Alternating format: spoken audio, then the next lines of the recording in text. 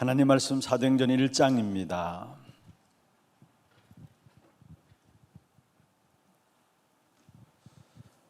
사도행전 1장 1절에서 8절 말씀을 교독을 하도록 하겠습니다.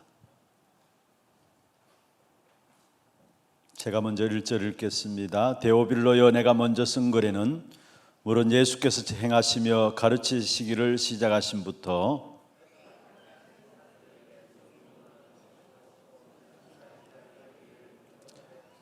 그가 고난받으신 후에 또한 그들에게 확실한 많은 증거로 친히 살아계심을 나타내사 40일 동안 그들에게 보이시며 하나님 나라의 일을 말씀하시니라.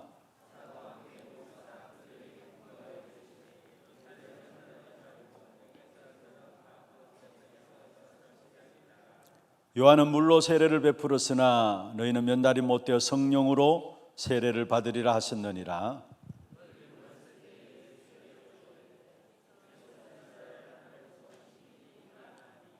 이르시되 때와 시기는 아버지께서 자기의 권한에 두셨으니 너희가 알 바 아니요 오직 성령이 너희에게 임하시면 너희가 권능을 받고 예루살렘과 온 유대와 사마리아와 땅 끝까지 이르러 내 증인이 되리라 하시니라.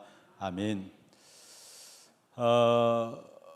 교회 밖에 다른 지역에 계시는 분이 연락을 주셨어요. 하나교회 찬양이 너무 은혜된다고. 금요 전도학교 전에 우리가 드려지는 찬양, 또 주일 예배 메시지 이후에 잠시 잠깐의 찬양을 드리고 함께 기도하는 시간이 있죠. 그걸 유튜브에 이렇게 올려놓는데, 물론 메시지도 듣지만은 거주간 꼭 찬양을 찾아서 유튜브에 들어가서 찬양을 찾아서 듣는다고 해요. 그래서 찬양 그게 너무 힘이 되고 은혜가 된다라는 이야기를 우리 교회에서 나간 분인데 다른 지역에 계시는 분이 전화를 주셔서 그렇게 이야기를 해요. 우리는 그냥 이 자리에서 찬양하고 시간 맞추어서 이제 함께 메시지 받고 이렇게 하지만은 실제적으로 이 찬양이 제대로 우리 마음과 중심을 다해서 들어지게 될 때에 우리 자신을 치유하고 엄청난 영적인 힘을 회복하는 순간에 관계된 모든 현장에도 이 찬양이 들어가는 곳마다도 치유의 역사가 일어날 줄로 믿습니다. 그래서 먼저 여러분이 찬양 시간을 통해서 마음껏 진짜 세상 속에 한 주간 살아오면서 여유 없이 살아왔잖아요. 그러나 이러한 시간 통해 가지고 마음껏 여유 있게 찬양하고 또 말씀 붙잡고 기도하는 시간들, 이게 너무 좋고 행복한 시간이 되기를 바랍니다. 저는 될 수 있으면 이 찬양 시간이 계속 좀 되어졌으면 좋겠다라는 마음이 있어요.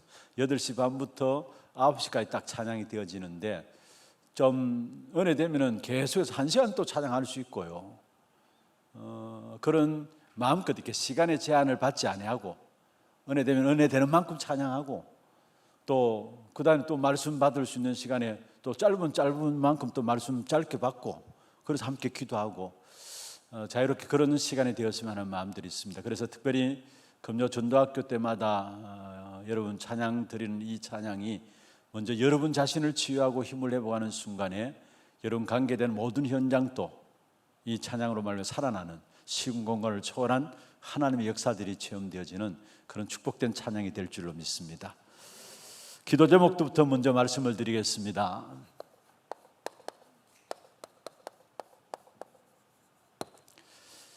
원래 하나님께서 우리를 만드실 때에 최고의 하나님의 작품 있는 인생으로 만드셨어요.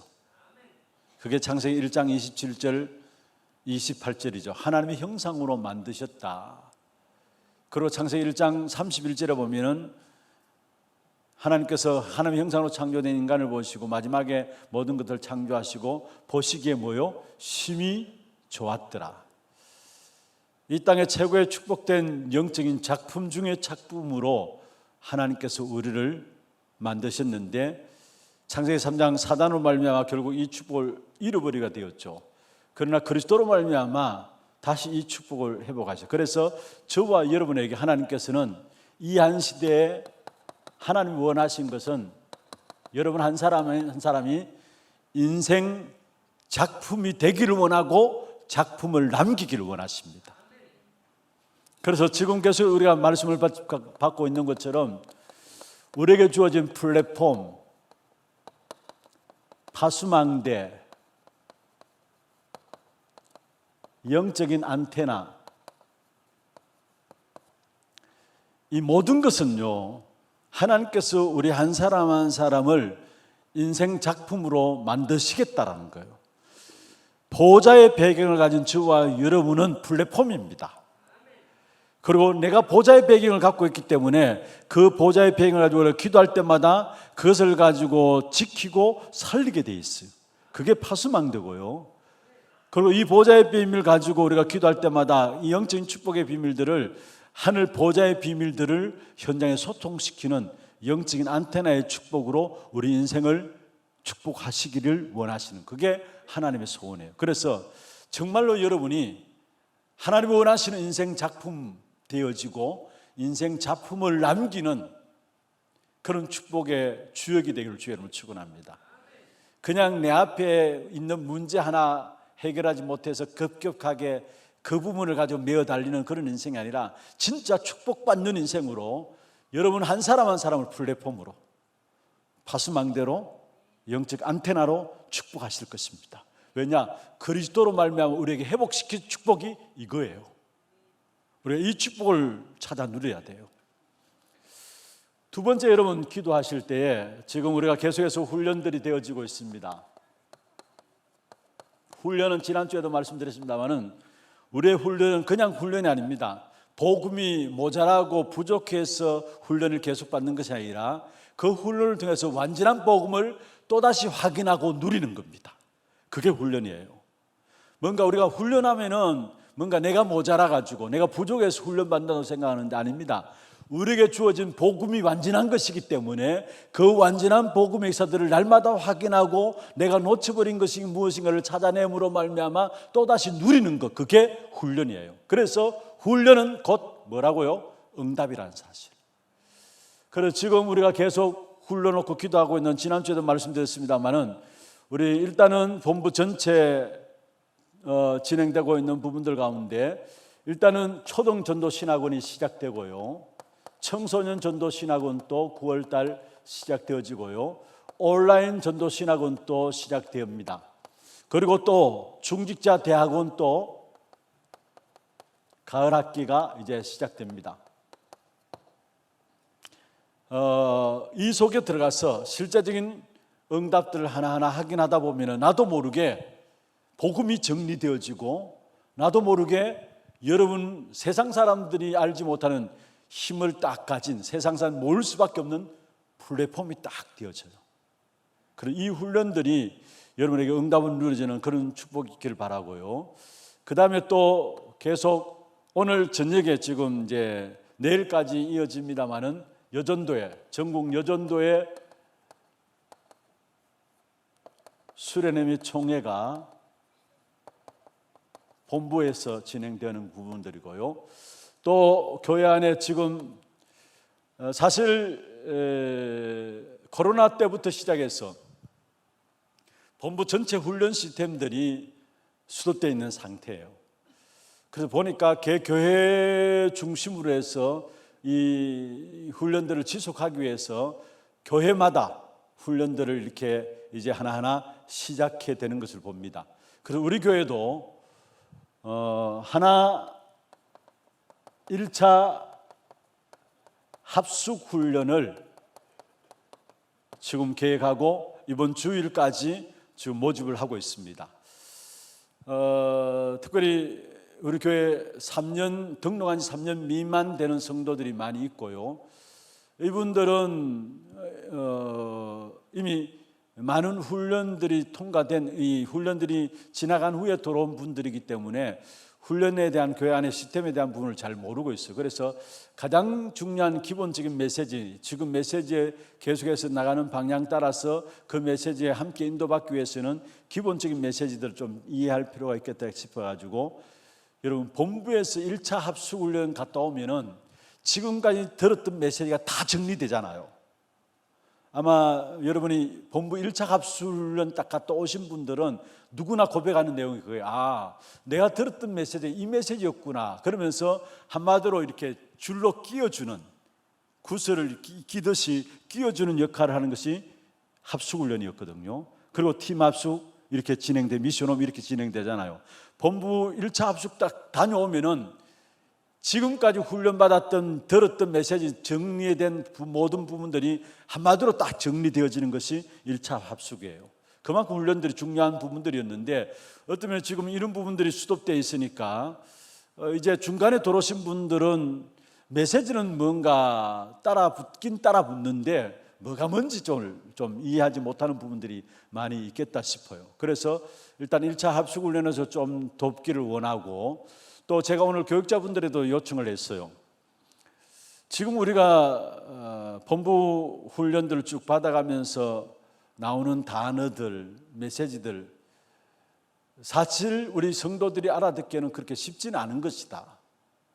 단어 자체도 그래요. 이 단어도 마찬가지. 이건 전혀 지금 다른 교회들, 다락방하는 교회들 외에서는 사실 쓰지 않는 단어들 아닙니까? 그런데 우리가 이단이기 때문에 이상한 단어들을 계속 하고 있거든요. 그런데 이런 부분들이 딴 분들 들으면 이게 무슨 말인가? 아마 다른 교회 다니시다가 우리 교회에 오신 분들도 이런 단어들이 나오면 저게 무슨 말인가 잘 모르실 분들이 많아요. 그래서 이런 부분들에 대한 지금 전체적으로 나가는 방향에 대해서 나가는 메시지를 어떻게 하면 성도들이 제대로 이해할 수 있을 것인가에 대한 부분들을 좀 쉽게 유튜브를 통해서라도 이렇게 만들어내가지고 어떻게 하든지 간에 성도들이 계속해서 전달할 수 있도록 그렇게 해야 되겠다라는 생각이 나요. 왜냐하면은 지금 본부는 237향에서 나가고 있어요. 방향이 계속 나갑니다. 메시지는 계속 나가요. 그러면은 사실 지금까지 훈련되지 않은 분들은 물론 하나님 은혜 주시면 됩니다. 그런데 그 메시지를 따라 붙이기가 사실 쉽지 않아요. 그래서 일단은 우리가 237을 놓고 방향을 가지고 계속 나가면서 그게 교회 안에서는 계속적인 복음이 흘러 들어가야 돼요. 성도들에게 방향을 237 놓고 지금 하루가 다르게 달려가거든요. 메시지 자체가 그래요. 그러면 그게 우리도 모르게 그냥 메시지 따라가다 보면은 중요한 것들을 놓치고 따라가요. 그래서 이래서는 안 되겠다 싶어가지고 방향을 237향에서 전체 흐름에 나오는 방향들은 계속 나가되 강단을 통해서는 계속해서 성도들이 기본적인 복음에 대해서 흘러 들어가도록 해서 복음에 대한 생명의 역사들을 충분히 누리고 그 속에서 하나하나 그 방향은 하나님께서 이렇게 바르게 인도해 나가기 위해서 주신 부분들이기 때문에 사실은 방향만 제대로 알고 나가면 되기 때문에 일단은 가장 중요한 부분들에 대한 이해들을 미디어를 통해서 좀 여러분에 돕고자 좀 그렇게 계획을 하고 우리 교육자분들에게 좀 요청을 했어요. 우리 행정 맡고 있는 분이나 우리 훈련을 맡고 있는 분이나 우리 교육자 모든 분들이 연구를 해서 우리 미디어 팀들과 연결해서 어떻든 지금 전체 나가는 훈련에 대한 성도들이 꼭 알아야 될 내용들을 쉽게 알아들을 수 있도록 쉽게 알 수 있도록 미디어를 통해 가지고 좀 준비해서 우리 성도들한테 내보내자. 필요해요. 너무 필요한 부분들이에요. 그래서 실제적인 훈련 속에서 우리가 응답들을 놓치고 있는 부분들, 우리가 그냥 메시지 듣는다고 듣는데 그게 아니라는 사실. 그래서 이런 부분을 놓고 우리가 실제적인 메시지된 방향들을 가지고 나갈 수 있도록 여러분 훈련 속에 좀 들어와서 인도받으시고요. 그 다음에 교회 안의 시스템입니다. 지금 교회 안의 시스템들이 지금 9월 달부터 우리 교육자실에는 이미 말씀을 좀 드렸습니다. 지금 우리 후대 사역과 237 선교와 앞으로 치유 사역 중심으로 해서 큰 그림들을 그려가고 이 중심으로 해서 모든 성도들이 함께 한 부분 속에서 응답받아 나갈 수 있도록 그렇게 인도받아 나갈 예정입니다. 여기에 대한 담당 교육자도 세웠고요. 여기에 대한 시스템들도 지금 준비가 되고 있습니다.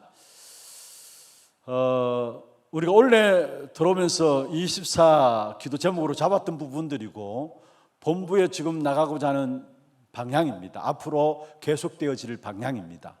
그래서 우리 교회도 진짜 후대 237 선교 치유에 대한 부분을 놓고 실제적인 응답들을 하나하나 준비해 나가자 해서 여기에 대한 시스템들을 지금 준비하고 있습니다.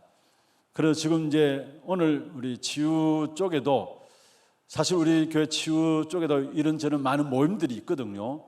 근데 김진용 목사를 치유 담당 교육자로 해서 지금 중직자로 이재규 장로님들이 신분하고 있는데 제가 부탁을 드렸어요.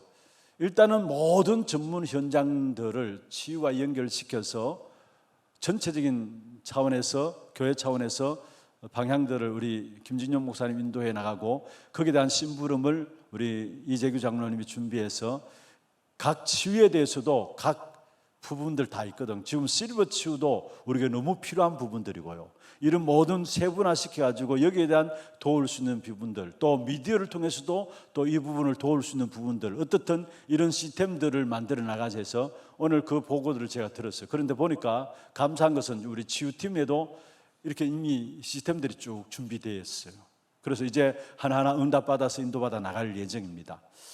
237 선교도 마찬가지고 237 선교는 다민족 사역으로 국한해 있었는데 아예 237 선교 담당하는 교육자가 다민족 사역까지 같이 포함해서 인도받아 나갈 수 있도록 전체적인 그림을 가지고 우리 교회 선교에 대한 전체적인 그림을 가지고 방향으로 잡고 나갈 수 있도록 그렇게 준비하려고 합니다. 후대도 마찬가지고요. 그 다음에 오는 월요일부터 이제 하반기 건찰의 사역도 진행되어집니다. 건찰의 사역들이 교구 중심으로 해서 이렇게 각 건찰님들 중심으로 해서 우리 성도들 교구 안에 있는 성도들 다 살피고 참 잘 인도를 받아오고 있습니다. 그런데 조금 방향들을 제가 좀 전체적인 부분을 놓고 새롭게 좀 인도를 받아 나가려고 합니다. 일단은 교회 안의 시스템들도 훈련이 가장 중심이 되어지도록 하면서 여기에 모든 교구도 함께 연결하려고 합니다. 좀 기도해 주시고요. 여러분, 전도라는 말과 현장에는 말들을 강단에서 하는가 하고 하지 않는가 하고 시간이 지나면 지날수록 엄청난 차이가 납니다. 잘 아셔야 합니다.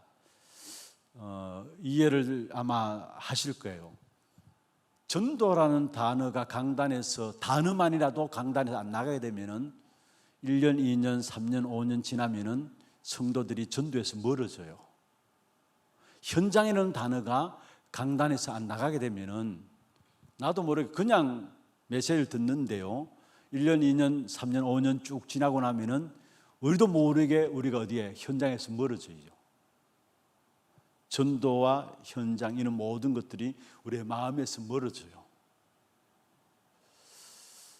그래서 앞으로 전체 제 자신도 교회 안에 이런저런 우리 모습들을 보면서 사실 전도 목회를 위한 목회다라고 제가 기도 제목들을 붙잡았던 부분들이고 실제적으로 우리 교회 전체 시스템들이 수차례 여러분에게 좀 전달해서 드렸습니다마는 운영위원회가 있고 전도기획위원회가 있습니다. 그 두 수레바퀴로 우리 교회는 돌아가요. 운영위원회는 행정 부분들을, 그런데 그냥 단순히 행정만 섬기는 게 아니라 현장을 위한 행정으로 늘 부탁드리는 부분들이고요. 그리고 또 전도기획위원회는 그야말로 사실은 교회 안의 모든 전도와 선교에 대한 기획들을 하는 전도기획위원회로 이런 두 수레바퀴에 의해서 우리 교회가 굴러가고 있어요. 그런데 우리도 모르게 전도에 대해서 현장에 대해서 나도 모르게 어느 순간부터인가 모르게 여기에 우리 마음이 멀어져 있는 부분들을 느껴요. 멀어져 있는 부분들을 느껴요. 하나님께서 원하시는 교회가 뭐냐? 하나님이 이 시대에 쓰시는 교회가 뭐냐? 진짜 전도만을 위한 교회로서 영적 전투하는 교회를 원하시는데 봉사하고 구제하고 뭐 사회 좋은 일하고 그건 다른 종교에서도 하잖아요. 교회만이 할 수 있는, 복음 가진 교회만이 할 수 있는 진짜 전도만을 위한 교회를 하나님 이 시대에 요구하고 있는데, 그렇다면 우리가 놓치지 말아야 될 부분들이 있다면 훈련이요, 훈련 속의 현장이요, 훈련 속의 전도라는 사실이에요. 그래서 앞으로 모든 교구 시스템들도 어떤 면에서 교구의 모든 부분들도 어떤 현장 중심으로 해서 모든 교구의 움직임도 조직들도 새롭게 좀 세팅을 할 계획입니다. 그래서 우리 건찰에 개강이 되어지면은 이 부분에 대한 부분들 좀 말씀을 드리고요. 지금까지 우리 교구 교육자분들이 정말 중심을 가지고 나름껏 힘을 다해서 교구를 섬긴다고 했는데 그것도 좋아요. 그런데 우리가 조금 방향 전체적인 부분을 놓고 교회 전체적인 부분을 놓고 교구가 하나 되어서 좀 인도받아 나가야 될 부분들이 바로 현장에 대한 부분들이 아닌가라는 생각들 하게 돼요. 각 개개의 교구는 너무나 잘해요.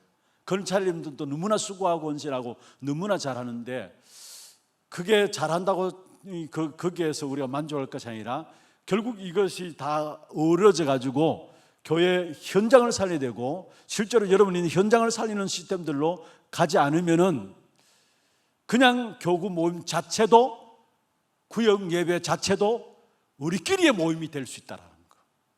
우리끼리의 모임이 될 수 있다는 거. 그래서 조금 방향들을 좀 인도를 새롭게 너무 잘해 오셨지만은 새롭게 좀 받아 나갈 예정입니다. 이 부분을 놓고 여러분 좀 기도해 주시고 또 저도 이 부분을 놓고 좀 인도 받아 나갈 수 있도록 여러분이 위해서 기도 좀 해 주시길 바랍니다. 그래서 이런 부분을 놓고 좀 인도 받아 나가시면 하는 마음들이 있고요. 그 다음에 우리 교회 방송 시스템 아마 이번 주에 재집회 때에 마무리 결과들을 보고를 하고 방송시스템위원회에서 보고하고 이제 방송시스템위원회는 정리가 되는 것이죠. 오늘 이제 카페트까지 정리가 다 돼가지고 마무리를 다 했어요. 여러분 어떻게 생각할지 모르지만 저는 하나님께서 이 시대를 놓고 이 부분에서 선두로 하나님께서 우리 교회를 이끌어 가시는 사인으로 봐요. 지금 당장이 아니라 앞으로 5년 내에 얼마 가잖아요. 5년 내에 정말 우리 교회가 이런 부분에 놓고 하나님께서 준비하신 부분들이기 때문에 너무나 귀하게 하나님께서 축복의 문들을 여실 겁니다. 걱정할 필요가 전혀 없어요.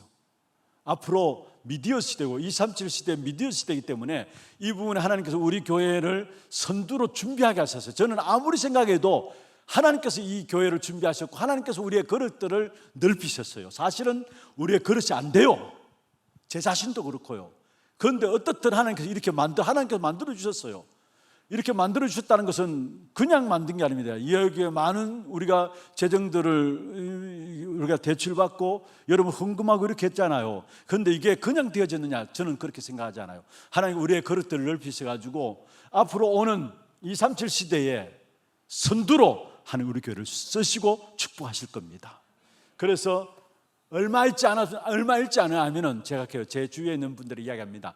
5년, 10년 내에 판도가 달라질 것이다라는 거. 판도가 진짜 달라집니다. 그냥이 아니에요, 사실은. 그래서 여러분 계속해서 여러분 좀 기도하시면서 정말 우리 방송 시스템이 237 시대를 열 수 있도록.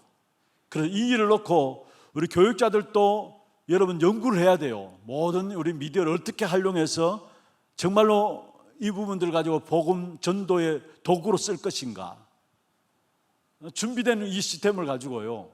준비된 우리 인력들을 가지고 여기에 많은 렘넌트들도 함께 팀되어서 일어나가지고 많은 복음 컨텐츠들을 만들어내가지고 진짜 복음 전도에 쓰임받을 수 있는 그런 것들이 자꾸 개발되어 나와야 돼요. 여러분 지금 우리 교회 카메라만 해도 저 뒤에 메인 카메라만 해도 판서형 카메라가 저기 억대가 넘는 카메라예요. 저게. 그리고 양 사이드에서 이 중계용 카메라 이런 부분들도요. 이런 부분들 가지고 충분히 많은 교회 안에 실제로 우리 렘넌트를 같이 일으켜 세워가지고 사실 우리 렘넌트들이 저런 기계에 더 익숙해요. 우리는 사실 이 디지털에 이렇게 뭔가 친근함이 없잖아요. 그런데 우리 렘넌트는 손에 딱 쥐면 아이 때부터 이미 그 부분들 가지고 놀았기 때문에 어떤 면에서 우리 렘넌트들은 그 부분에 더 이렇게 열리실 수 있어요. 그래서 우리 렘넌트들도 막 이렇게 세워가지고 하여튼 교회 안의 미디어를 통해 가지고 복음 전도 속에 쓰임 받을 수 있도록 이 부분들이 개발되어져야 해요. 복음 컨텐츠들 우리 좋은 내용들을 갖고 있잖아요. 그런 부분을 가지고 충분히 전도 선교할 수 있는 그런 컨텐츠들을 만들어낼 수 있도록, 그런 부분에 좀 필요한 부분들이 237 시대를 놓고 준비될 수 있도록 여러분 기대해 주시고요. 특별히 교회 안에 실제적으로 지금 영적으로, 정신적으로, 육신적으로 많은 어려움들 가운데 있는 분들이 있습니다. 정말 한 분 한 분이 임마누엘 누리는 증인들로 세워질 수 있도록 여러분 계속해서 우리가 기도하고 있는 부분들인데, 특별히 오늘 또한 우리 마음에 담고 함께 기도하기를 바랍니다. 오늘 제목은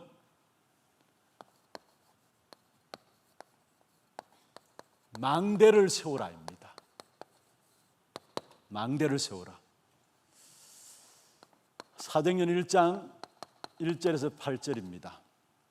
자, 그러면은 서론에서 좀 이야기를 드릴게요. 여러분, 먼저 망대가 뭡니까?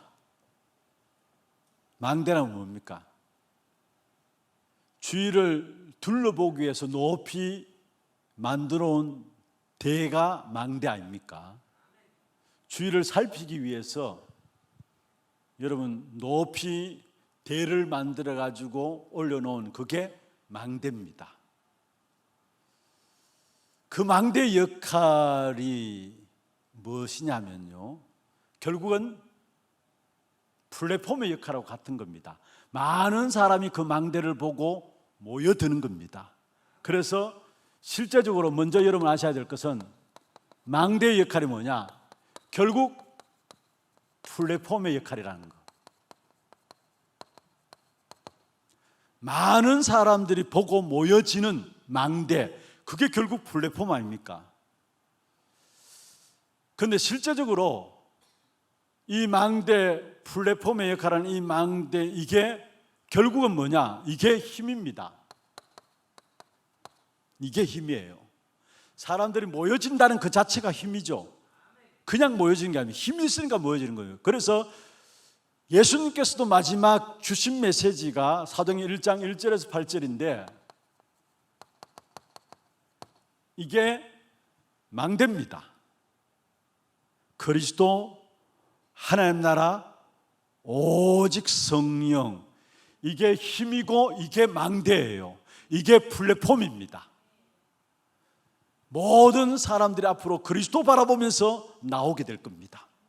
망대요, 플랫폼입니다. 그래서 여러분 잘 아셔야 될 것은 잠언서 18장 10절에 보면은 여호와의 이름이 견고한 망대다 했어요. 그리고 의인들이 거기로 달려 들어와서 안전히 거한다 했어요. 누가 이름이? 여호와의 이름이 견고한 망대다 했어. 그리고 이 땅의 모든 의인들이 그리로 달려 들어와 가지고 결국 뭐냐? 안전히 취한다, 안전히 쉰다 했어. 여호와 이름이 망대다 했어. 그리고 성경에 이사야 62장 6절에 보면은 내가 내 성벽 위에 파수꾼을 세운다 했어요. 하나님께서 나의 성벽 위에, 무슨 말인가? 망대 위에, 인생 망대에 우리가 그게 하나님이 파수꾼을 세운다 했어요. 파수꾼을 세운다는 말이 무슨 말입니까? 보호자의 축복으로 하늘 군대를 동원하셔서 우리 한 사람 한 사람을 지키시겠다라는 거예요. 그러면 우리가 인생 망대예요. 여호와의 이름이 망대고 우리 한 사람 한 사람이 보호자의 배경을 가진 저와 여러분 한 사람 한 사람이 뭐냐? 인생 망대예요. 인생 망대. 저는 교회 안에 이런 저런 문제들 가운데 많이 힘들어하는 분들 보고 어려워하는 분들 보면은 제 마음에 왜 저럴까라기보다도 담임 목사로서 교회를, 성도들을 섬기는 목사, 말씀으로 섬기는 자리에 있으면서 참 미안하다라는 생각이 나요. 솔직히 성도들이 힘들어하는 부분들, 어려워하는 부분들, 문제 앞에서 갈등하는 부분들 보면서 정말로 여호와 이름이 망대인데 그 여호와 이름을 제대로 내가 전달하지 못해가지고 흔들리고 있고 갈등하고 있구나. 우리 한 사람 한 사람이 인생의 망대로 하나님께서 축복하기를 원하시는데 여기에 영적인 축복인 파수꾼의 축복을 제대로 전달하지 못해가지고 성도들이 흔들리고 있고 어려움을 당하고 있고 갈등하고 있구나. 그런 부분들을 생각하면 제 마음에 참 미안하고 또 부족하고 모자란 나를 위해서 이런 저를 위해서 기도해 놓은 성도들이 너무 감사하고 그런 마음이 들어요. 여러분 정말로 사람 의지하지 말고 우리의 영원한 망대이신 여호와의 이름, 그 이름을 붙잡기를 바랍니다. 뭔가 모르게 환경 바라보고 사람 바라보고 이런저런 문제들 바라보니까 나도 모르게 흔들려요. 하나님께서 우리를 인생 망대로 해서 내 인생의 위에 하나님 파수꾼을 세워서 지키기를 원하시는데 내 인생 망대가 흔들려요, 사실은. 그런데 인생 망대가 왜 흔들리느냐? 여호와의 이름이 실제적으로 내게 망대가 안 되어가지고 의인들은 거기로 달려 들어가서 그것을 통해 안전하게 힘을 얻는다고 했는데 여호와 이름이 망대가 안 돼야 그래요. 정말로 우리가 성도들 한 사람 한 사람에게 여호와 이름이 망대되도록 이 일에 내가 심부름해야 되겠다, 이런 마음들이 더욱 들어요. 그렇습니다. 여러분, 망대는 플랫폼의 역할을 하는 것으로서 그 자체가 힘입니다.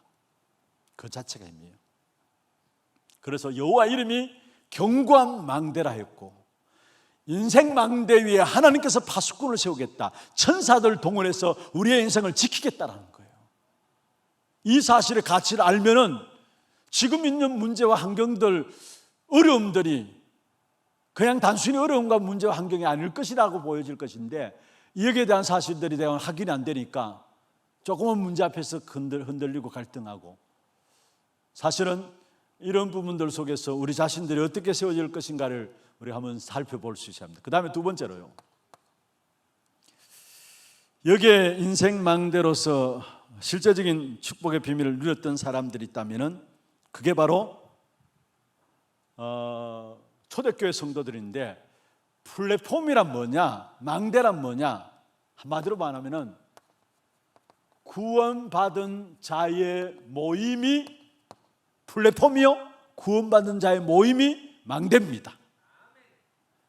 그럼 구원받은 자의 모임이 플랫폼이라면 구원받은 자가 모임이 무엇을 말합니까? 결국은 교회가 플랫폼이요 망대라는 사실이에요. 교회가 플랫폼이요 망대라는 사실이에요.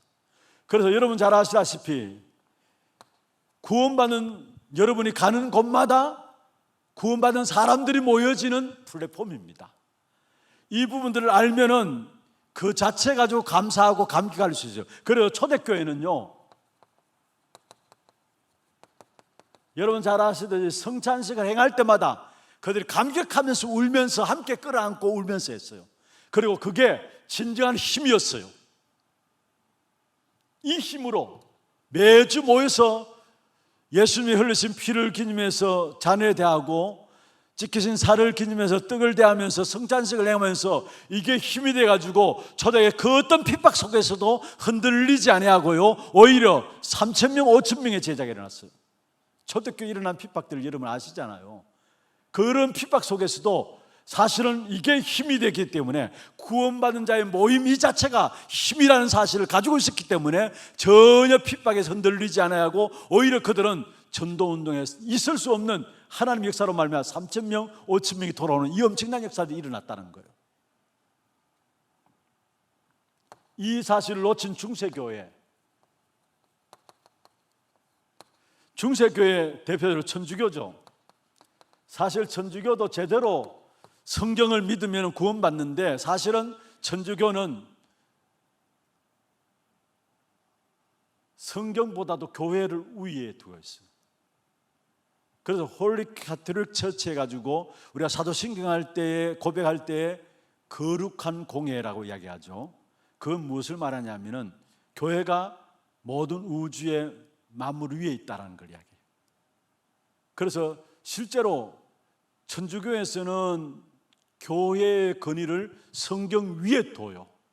왜냐? 성경을 39권 구약, 27권 신약을 규정한 것도 교회다 해가지고 교회를 성경 위에 둬요. 그러니까 아예 복음하고는 상관없는 거예요, 사실은. 제대로 복음 알면은 천주교도 구원받는데 사실은 천주교 교리상은 이들은 구원받을 수 없는 교리예요.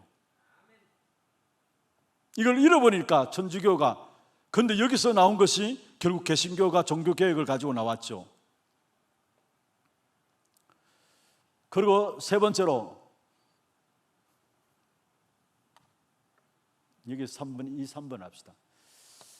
여러분이 어렵고 힘들고 갈등되는 일이 있을 수 있는 만큼 여러분 반드시 기억하고 항상 잊지 말아야 합니다. 우리는 구원받은 자의 모임이라는 거, 이 사실을 절대 잊지 말아야 합니다.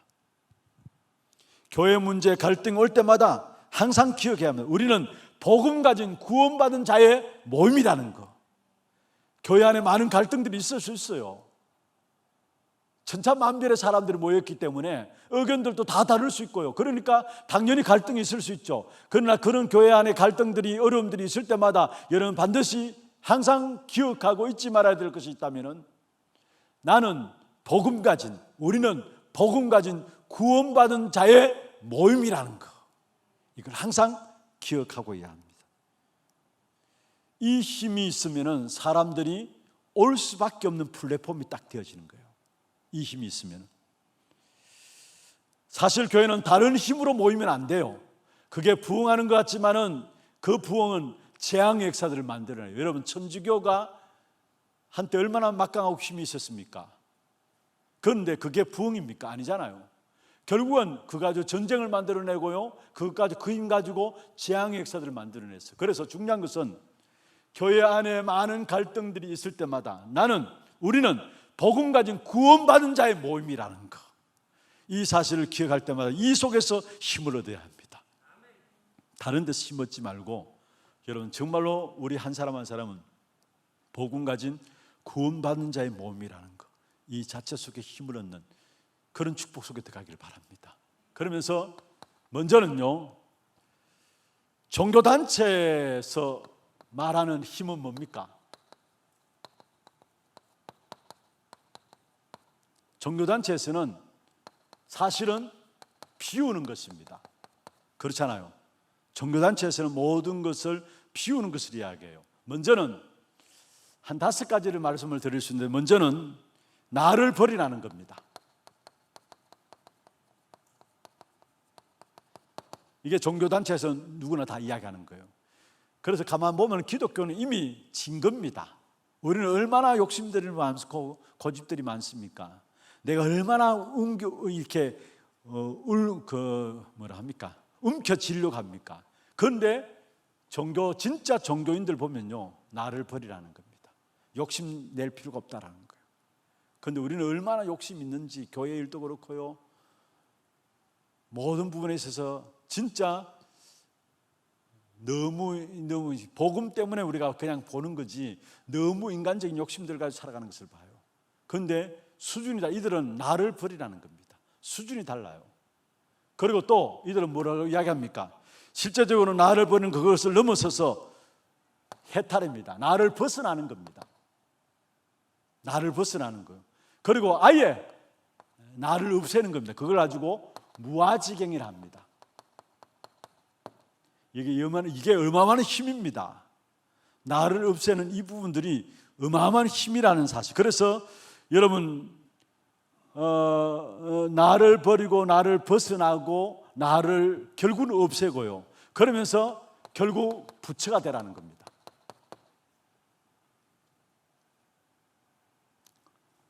여러분 잘 아시듯이 보리수 나무에서 6년 동안의 부처가 그냥 앉아서 묵상했는데 그게 지구를 뒤흔들었어요. 그만큼 힘이 있는 겁니다.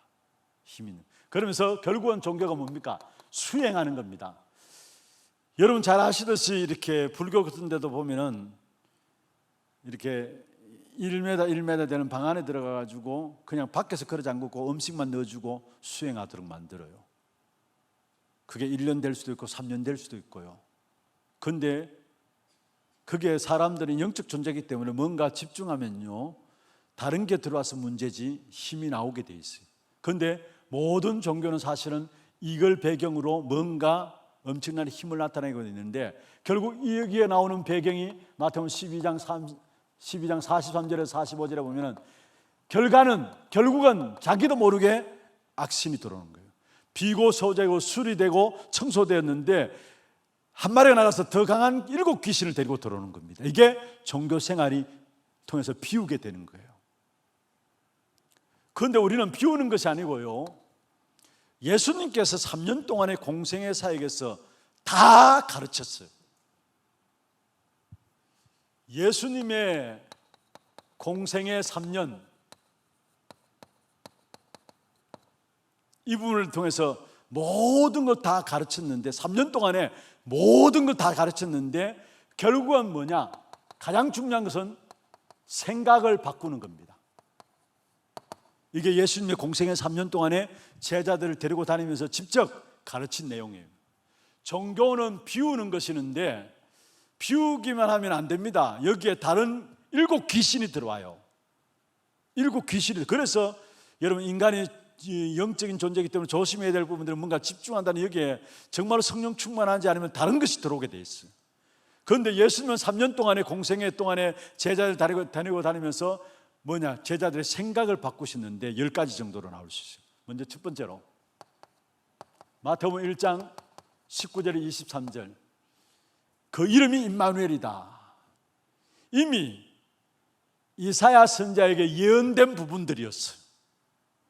자, 700년 전에 이사야 선지자에게 말씀하신 부분들인데, 마태복음 1장에 보면은 그때 예언된 부분이 이미 성취된 부분들, 이사야 시대 그 같은 시대가 아닌데 동일한 하나님의 역사들로 나타난 것을 보게 돼요. 그리고 여기에 중요한 부분들을 말씀하셨죠. 결국은 그리스도 그 이름이 임마누엘이고 그 이름으로 말미암아 우리에게 참된 승리를 줄 것을 말씀하셨는데, 예수님이 태어나신 것이 아니라, 사실은 우리가 예수님이 아기 예수로 태어났다 생각하는데 아니에요. 결국은 뭡니까? 이미 영세전에 있던 분이 성육신에서 오신 거예요. 그래서 요한복음 8장에 보면은 너희 아비 아브라함도 나의 떼볼 것을 보고 구원을 받았느니라 말씀하셨잖아요. 그래서 우리는 이때 예수님이 아기 예수로 태어난 것이 아니라 이미 성육신 하신 이 부분들은 영세전부터 계신 분이었었는데 이 땅에 사람의 몸을 입고 오셔서 지금 성령으로 우리와 함께 하신다라는 거예요. 이 부분들 이야기하고 있고요. 그 다음에 두 번째로 임마누엘에 대한 부분들을 말씀하고 있고요. 두 번째로 참된 복이 뭐냐? 마태복음 5장을 통해서 참된 복이 뭐냐? 바리새인들이 갖고 있는 복에 대한 개념 정반대의 것을 말씀했어요. 로마 속국되어 있는 상황에서 뭔가 자리를 차지하고 있다는 그게 복인 줄 아느냐? 그러면서 진정한 복은 8복 가운데 첫 번째 복과 마지막 8복은 뭔 줄 아십니까? 천국이 너희의 것입니다. 심령이 가난한 자는 복이 있나니, 마지막에 의에 줄이고 목마른 자는 복이 있나니 천국이 너희의 것입니다. 진정한 복은 하나님의 나라라는 것. 그 다음에 참된 기도에 대한 부분들을 마태복음 6장에 가르쳤는데요, 이것 달라 저것 달라 기도하지 말라 했어요. 그것은 너희 천국에서 다 아신다 말씀했어요. 그러면서 뭐라 했습니까? 너희는 먼저 그의 나라와 그의 의를 구하라. 그럼 이 모든 것을 너희에게 더하여 주시리라. 참된 복, 기도가 무엇인가를 예수님께서 가르쳤고요. 생각 자체를 바꾸신 거예요. 그리고 참된 현장에 대한 부분들을 예수님께서 보여주세요. 마태복음 10장과 12장에 보면은, 마태복음 10장과 12장에 보면은 참된 현장에 대한 부분들을 예수님께서 보여주시면 생각을 바꾸셨는데, 마태복음 10장에 제자들 친히 현장을 보게 하셨죠. 둘씩 짝지어서 내보내시고, 12장에 보면은 귀신 이야기들이 많이 나옵니다.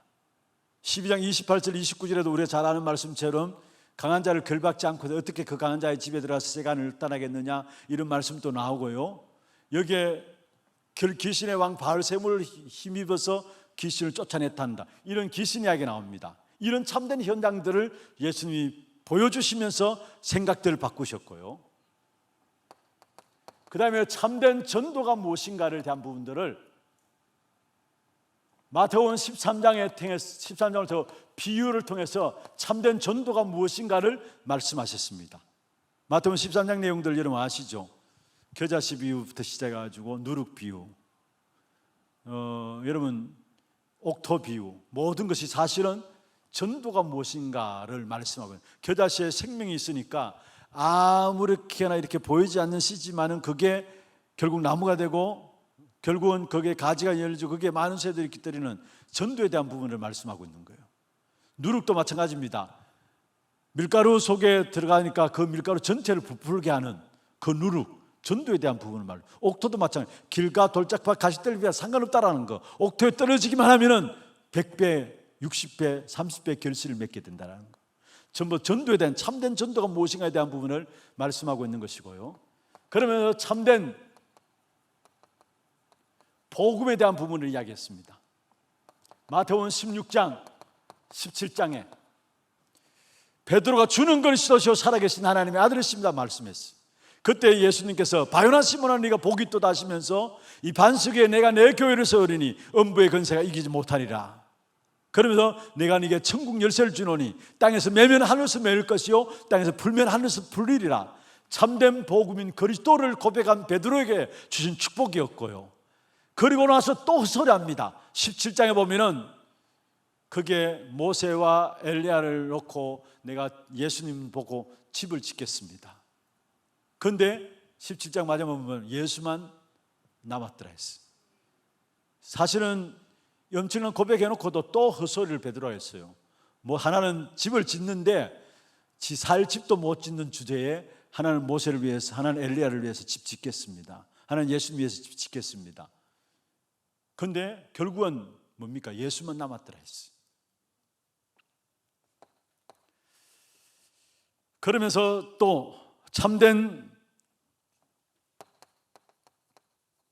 자세가 어떠해야 되느냐? 마태복음 18장이죠. 아니 제자들끼리 누가 천국에서 높으니까 하나는 오른쪽에 앉아둘라 하고 하늘에서 누가 높으니까 이야기해요. 그런데 예수님께서 뭐라 했습니까? 이 어린아이 같이 아니하면 천국에 들어갈 수 없느니라. 참된 자세, 복음 가진 자의 참된 자세에 대해서 말씀하고 있고요. 누가 높으냐는 이 제자들 싸움 앞에, 그러면서 결국은 마지막 때에 말세들 이야기를 하고 있어요.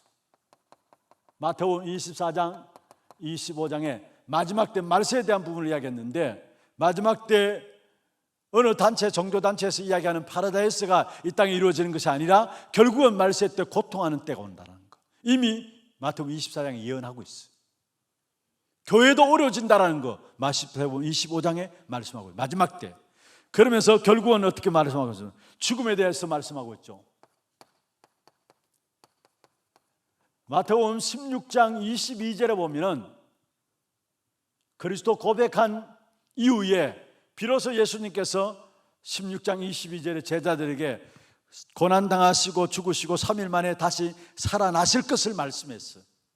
그때 베드로가 여기 보면 주여 그리 마옵소서, 절대 그 일이 주님께 일어나지 않게 하겠습니다 이렇게 나올 때 예수님이 뭐라 했습니까? 사단아 내 뒤로 물러가라 했어요. 이미 죽음에 대한 부분을 예수님께 예언하셨어요.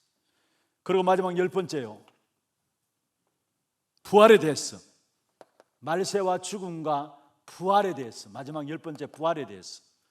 그래서 고린도전서 15장 20절에 예수님이 부활의 첫 열매가 되신다 했어요. 다시 말하면은 그리스도 안에 있는 자에게는 첫 열매 되신 예수 그리스도로 말미암아 그 다음 계속해서 부활한다라는 사실을 말씀하고 있어요. 어쩌면 마태복음 전체에 대해서 예수님께서 공생애 때 가르친 내용은 제자들의 생각을 아예 바꾼 겁니다. 그래서 여러분 중요한 것은요, 종교는 비우는 것이지만은 우리는 뭐냐?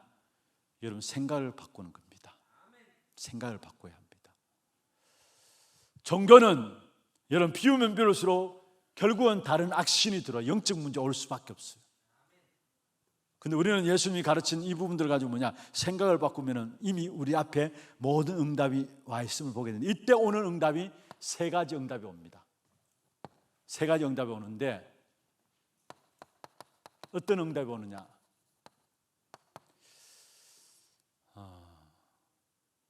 최고의 응답인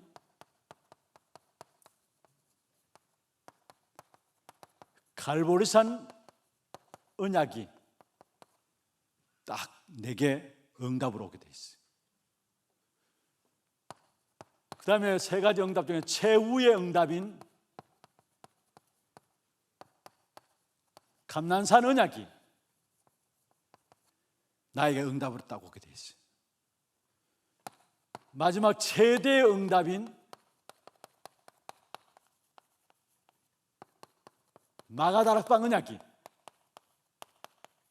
내게 응답으로 딱 오요. 그래서 여러분, 최고의 응답은 갈보리산 언약입니다. 최후의 응답은 감난산 언약이에요. 최대의 응답은 마가다락방 언약입니다. 그럼 어떻게 해서 최고의 응답이 갈보리산 언약이냐?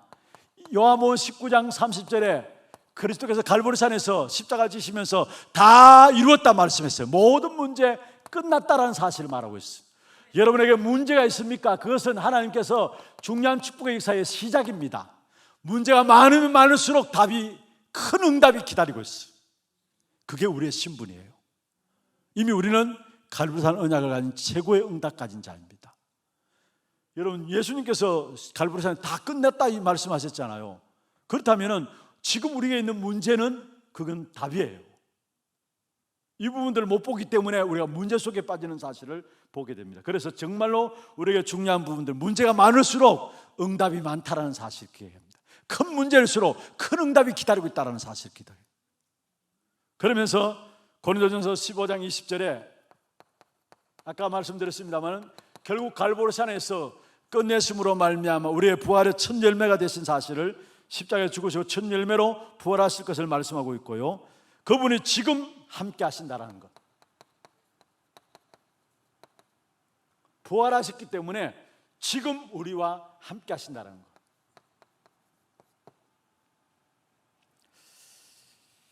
것. 그래서 저와 여러분이 지금 함께 하시는 그 증거로 그 이름으로 기도할 때 응답받게 되어 있고요.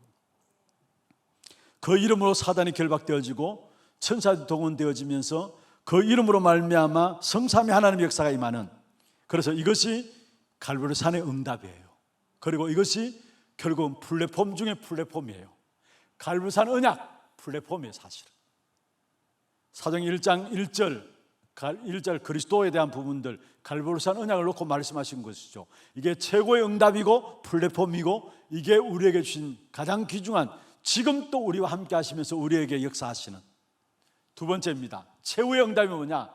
감난산 언약인데, 예수님께서 최후의 하나님의 나라 그 일을 말씀했습니다. 그것도 40일 동안의 미션을 주신 것이죠. 이 미션은 잘 아셔야 합니다. 내가 만들어낸 것이 아니라 위로부터 주어지는 것이 미션입니다. 이걸 우리가 찾아내야 합니다. 그래서 나라의 일, 감난산에서 말씀하신 부분들인데, 이 나라의 일로 말미암아 여기서 중요한 미션을 40일 동안 주셨고, 여기에 주님께서 주신 예언의 역사들이 성취된 사실이 나오는데, 바로 사도행전 1장 8절에 오직 성령이 너희에게 충만하게 임할 것이고, 그러면 너희가 힘을 얻게 될 것이고 땅 끝까지 갈 정도로 증인이 될 것이다. 이게 감난산에서 주신 언약이에요. 최후의 언약, 응답이 바로 감난산의 언약이에요. 이게 플랫폼 중에 플랫폼이죠. 그러면서 세 번째로 최대 응답은 마가다락방 응답인데, 여러분, 마가다락에서 비로소 오순절 날이 이름에 오순절의 역사가 일어났어요. 여기에는 오순절 안에는 이미 여기에는 중요한 것들이 포함되어 있어요.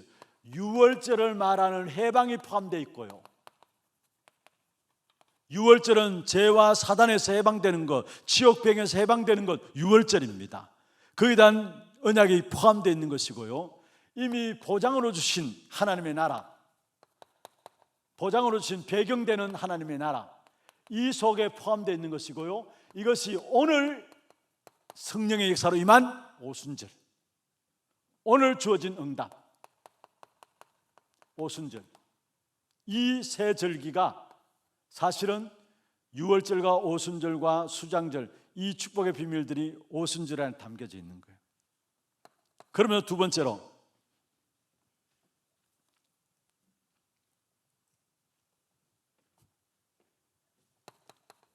이것이 바로 성취된 현장이 오순절이죠. 그래서 이미 요엘서 2장 28절에 마지막 때 남녀 종들에게 성령을 물부터 부으시겠다 약속하신 이 언약이 성취된 현장이 오순절 현장이고요. 스가랴 4장 6절에 이는 힘으로 능으로 되지 않고 여호와의 신으로 말미암아 되느니라. 이미 구약시대에 약속하신 이 성령의 역사가 그대로 성취된 현장이 바로 마가다락방이에요. 그래서 최대 응답이 이루어졌던 현장이 마가다락방이라는 사실, 여기에 저와 여러분 잘 알고 있는 것처럼 사도행 2장에 보면은 5가지 응답의 문들이 열려졌죠. 아무도 열 수 없는 5가지 응답의 문들이 시간표 따라서 열려지는 사실을 보게 됩니다. 망대를 세우라. 결국은 플랫폼의 힘입니다.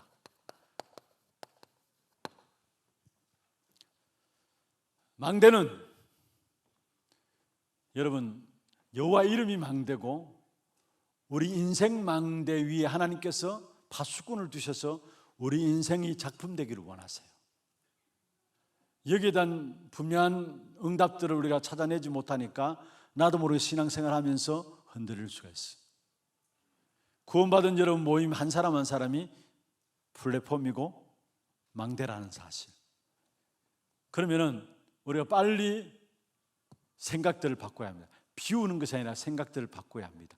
생각만 바꾸면은 3가지 응답이 오는데 최고의 응답인 갈부산 언약이 내게 돼요.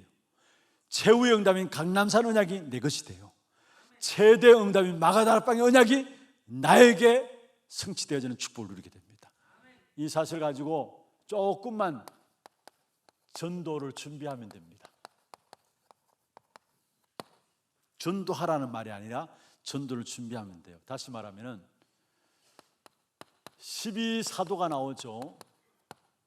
구약에 12지파가 나오는데 12사도가 나오는데 여기 보면은 사도행 1장에 보면은 사도 하나가 자살해서 죽고 나니까 바로 마띠아를 뽑아 세웁니다. 그만큼 한 사람이 빨리 맡아야 될 지역이 있다는 말이죠.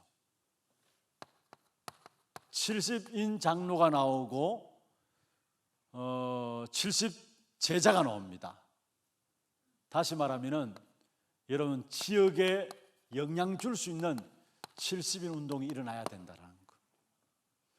70사도는 대교구를 말하고 있고요. 이건 무엇을 말하느냐? 전체 교육자들이 세계를 바라보면서 한 그림을 그려야 될 부분들을 말하고 있고 70인을 세워서 지계에 영향 줄 수 있는 70제자를 세우는 이 부분에 대한 그림들을 그려나가야 된다는 거. 전도를 하는 것이 아니라 전도를 준비하는 가장 중요한 부분들 중에 하나가 바로 12사도 70인 제자에 대한 부분들. 그러면서 동시에 15개 나라를 볼 수 있어야 합니다.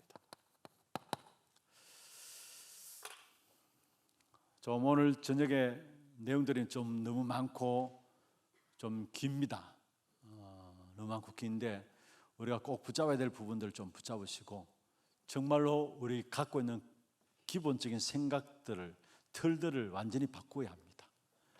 마태복음의 전체를 통해서 중요한 부분도 우리에게 말씀하고 있는 부분들입니다. 이것을 우리의 생각들을, 틀들을 완전히 바꿀 때에 주어지는 응답이 최고의 응답인 갈보리산, 최후의 응답인 감난산, 최대의 응답은 오순절에 마가다락방에 일어나는 응답이 최대 응답이, 이 응답이 내 것이 되어지는. 그래서 여러분 한 사람 한 사람이 망대로 우뚝 세워지는 그런 축복된 응답이 있기를 주의 이름으로 축원합니다.